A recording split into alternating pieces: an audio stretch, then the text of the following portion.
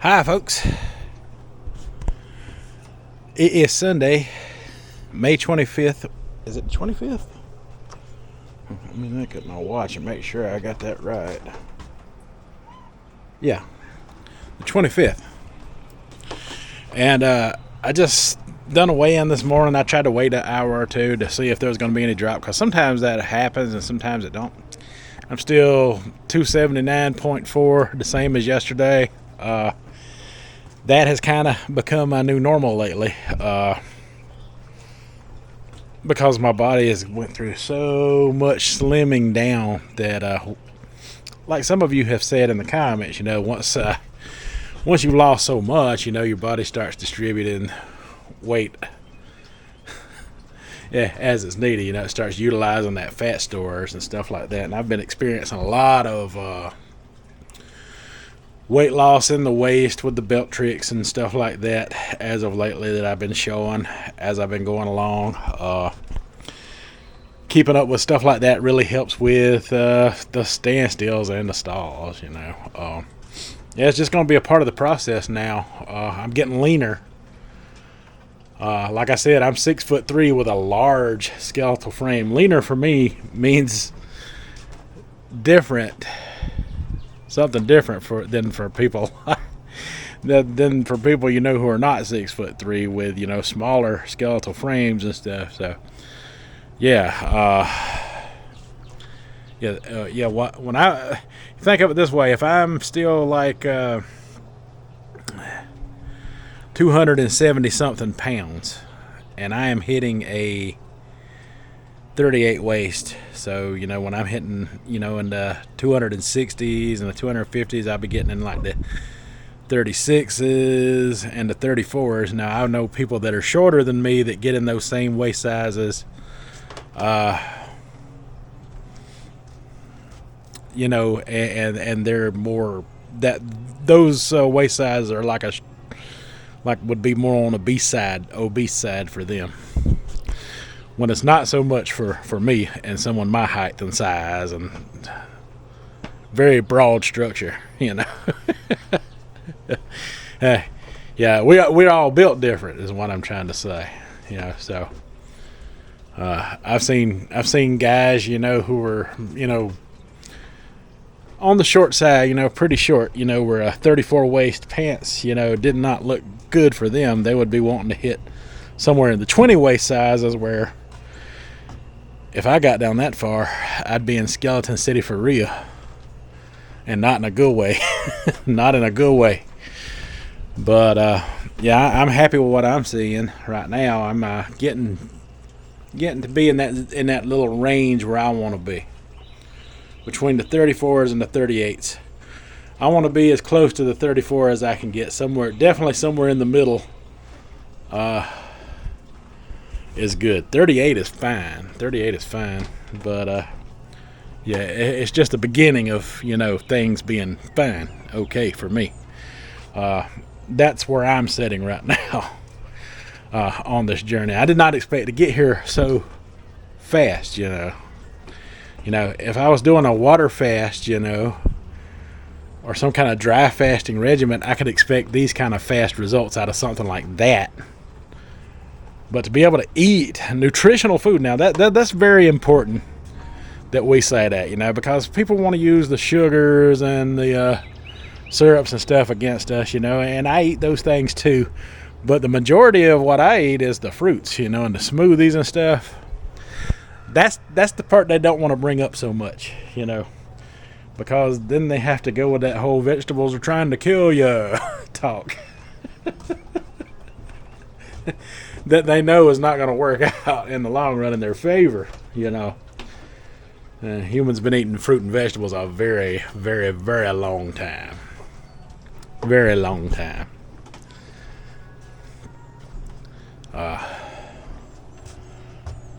Matter of fact, my grandfather, I've told this story, he's a World War II vet. All he ever done was working his garden. When he didn't work his butt off through the week to provide for his household and us grandkids and his family, stuff he loved. When he wasn't at church, And he had leisure time at home, you know, on the weekends, in the afternoons when he got off work. He was working in his garden. I'd watch him on weekends get out there. That old school tiller, you know, that old heavy kind, you know, that old heavy tiller that they used to have. Them had a motor on top of them, big Briggs and Stratton 25 horsepower motor sitting on top of it. He'd pull crank that thing up and he'd work that heavy tiller in that garden all over the place. He'd spend 2 days doing nothing but tilling that dirt, getting it loose and as deep as he could plow that thing. Then he'd plant vegetables and he'd tend to those vegetables every day. He had beautiful gardens. Beautiful gardens. He grew us beans. He grew us okra. They made vegetable soup. My grandmother made vegetable soup. She made an awesome vegetable soup. I gotta see if one of my aunts can make vegetable soup like she used to make. I'm gonna talk to my Aunt Allie about that. But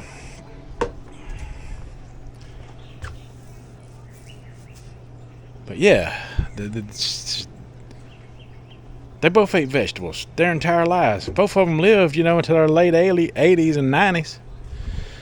I think my grandmother was in her late 80s, you know, when she passed. My grandfather was in his 90s, ate vegetables and fruit and stuff their whole lives.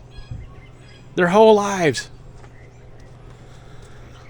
And also they ate meats too, you know, omnivore style. Omnivore style of diet. That's how I want to live my life. That's how I want to live my life too. I like variety. I don't like to be caught in no diet trap. That's the worst thing I hate.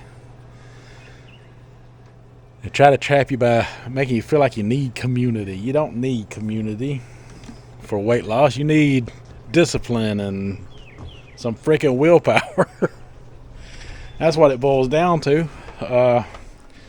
Yeah, it's okay to be motivated, you know. And it's okay to join, you know, communities in a positive way, but don't let it, you know, mind wipe you into some kind of alternate reality that don't exist, because the algorithm will pick up on that and you will think you are in a world where everybody thinks like you do, and that's not the case. It's just not the case. You know, get on them search engines and force that search engine to find other things. People tell me all the time when they search for my content, they can't find it unless it's specifically, you know, someone specifically looking for me. Everything else in the world comes up, and when they post all this, you know, stuff about, you know, the sugar diet or the sugar fasting or whatever they post. Since some of them even got like hundreds of thousands of subscribers, when they start posting about it, you do a search result and they're the first channels that come up with their results and stuff, you know, to block out, you know, the little guy like me. So yeah, share me everywhere you can. Share me everywhere you can on all your social media platforms. That's what my friend Big Country always says on his channel. Yeah, share me on all your social media platforms. You see anybody out there who's looking for a way to lose weight, you know, share me out there. Let me share something with everybody here that a little something about myself that you may not know, and all these keto and carnivore people may not know out there. One of the reasons I don't do those type of diets is because I have what you call alpha-gal syndrome. I got allergic reactions to mammalian meat, like red meat from mammals, caused by the Lone Star tick. A very important internet figure. I don't know if it was Glenn Beck or one of those top guys, you know. He was pulling up some information where Joe Rogan and stuff were talking about, you know, how ticks were bioengineered to give you this meat allergy and stuff. And the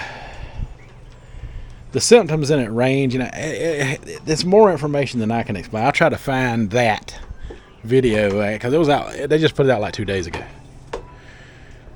and I will link it. I will pin a comment in my section with the entire breakdown of the whole tick and meat allergy epidemic that's going on in America, that people are just now catching on to, because the symptoms are anywhere from mild to moderate, which is what I have. I have breakouts when I'm doing overconsumption of it, and difficulty breathing sometimes comes from it, but for me it is not life-threatening. It's just something that I have to avoid overconsumption of. And then you got channels out there that are struggling to get their name out, trying to break into content around this. Like I got a friend out there now, Cooking with Scruggs, who definitely has a severe allergy to it, and to the point where he has to carry an EpiPen. If he eats the wrong type of food, it could send him into anaphylactic shock. So I also pin his channel down in the comment section so you guys can go check him out, because he does a lot of grilling and food cooking type of content on his channel. He's not very well known, but hopefully this will help get some things out there for him. And he recently subscribed to me like a week or so ago, and I was all up in the air and over the moon about it, because he subscribed to me, because I'm a subscriber of his, and I've been watching him for a little minute now. The reason he's important to our community is because he's cooking leaner meats and stuff, that we can actually take advantage of on our meat day, cheat days. He's gonna have those kind of ideas for us. So if you want to build community for the right reasons. I mean, the sugar diet in itself, and Cole probably has never thought about this, is very important for people out there with this meat allergy epidemic. Now, Sean Baker has addressed this alpha gal in a very short video. You can find that on YouTube. He's talking about it, but he talks about it in a way where if you stay away from it for so long that it's going to go away. I'm not so sure about that, because I've had symptoms of it seem like they go away, but then when I overconsume, they come back. And Cooking with Scruggs might have something different to say about something like that as well. So yeah, you guys go over and check out his channel for sure. Let's get this guy out there. I think it's very important that we start finding these people in the community and dealing with it. Because that's what I'm going to have to deal with when I go back to mostly regular eating. That's why when you see my taco channels, I'm mostly doing it with ground turkey and ground chicken. Not just because of this whole diet thing, this whole fasting thing that I'm going through. It's because, basically it helps me to stay away from the foods that give me inflammation, because they say tens of thousands of Americans may have been bitten by the Lone Star tick and have this allergy and don't even know it yet. I guarantee you there's a lot of carnivores out there who have been bitten by this tick. They have no idea about this, and they're having bloating and weight loss issues and have no idea that it's inflammatory from an allergy that they may not even know they have. That has been my case on these ketogenic and low carb diets. Ken Berry has addressed it. I seen him address it in a live stream like 2 years ago. There's as much content as he's got, there's no way I could go back and find it. No way. But someone asked him in a live stream, and I just so happened to be watching. I wasn't the one asking now, but his advice was eat anything that swims or flies, and stay away from from consuming red meat for a while, and after a while it'll go away. That seems to be their advice, that it'll go away. But if you look up the actual thing of alpha-gal syndrome, there's no known cure for it. And there's nothing out there that says anything cures it. except for people that need for there to be a cure for it. They need it to be a cure for it because they don't need it to be a thing. That's just a danger to their bottom line. You know what I'm saying? So yes, there is a very specific need for this sugar fasting lifestyle. I'd like to see Cole actually address this, see what he has to say about it as well. He might not even know about it. He may have no clue. So if he doesn't see this, ask him. Some of you guys, are in his lives and stuff. Help me get the word out to him. Help me ask him about it. Maybe he can research into it and find out some things as well. But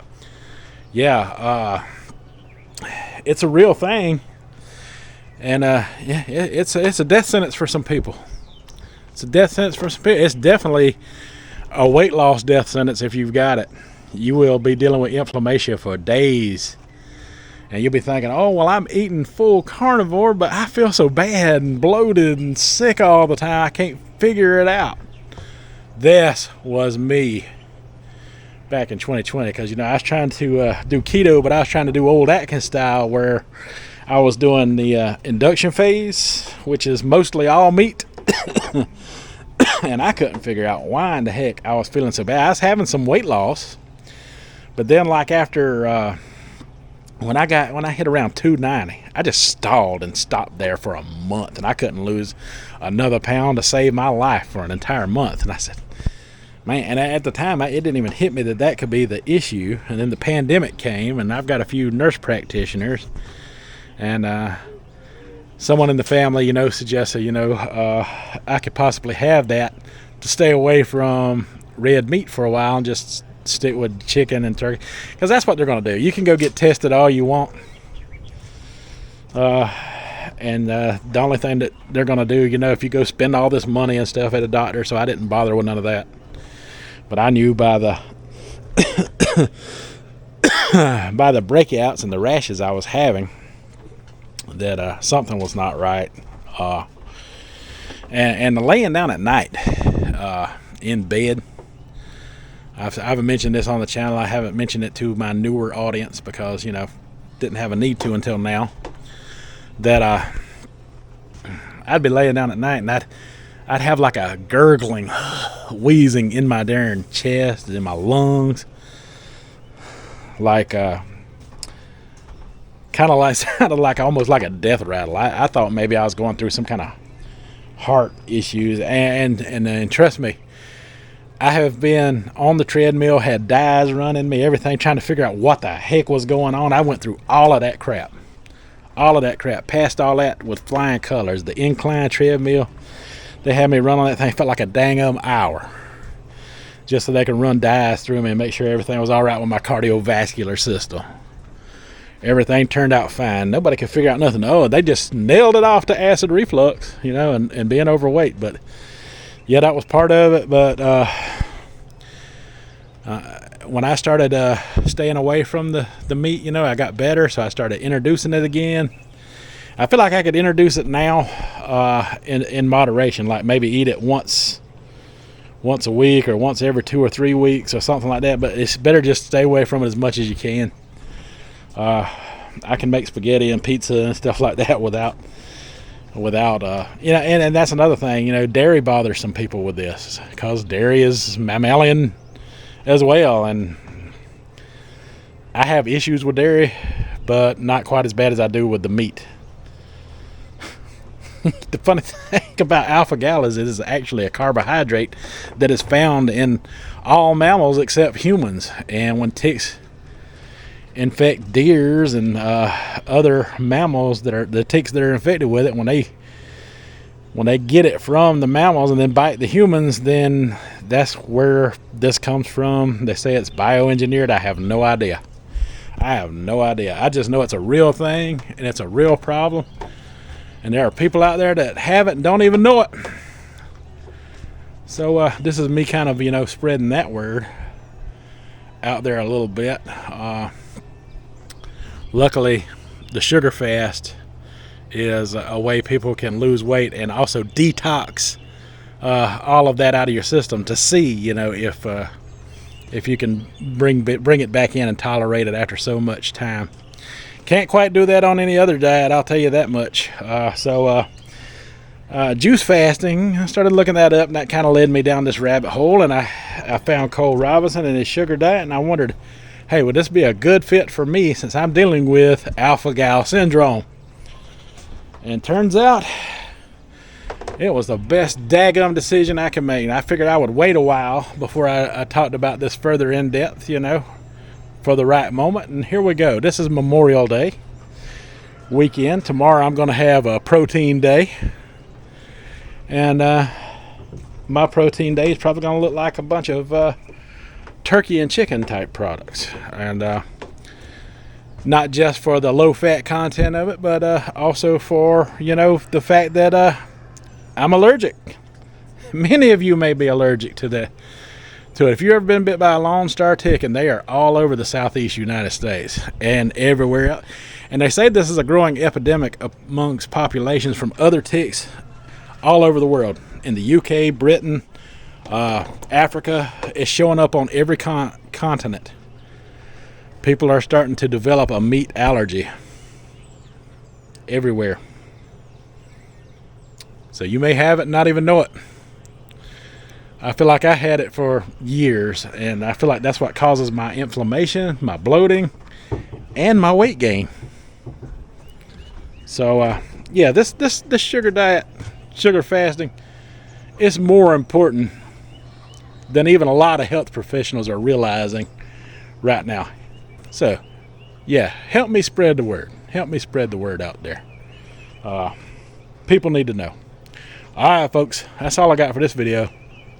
So until the next one, you folks have a good one.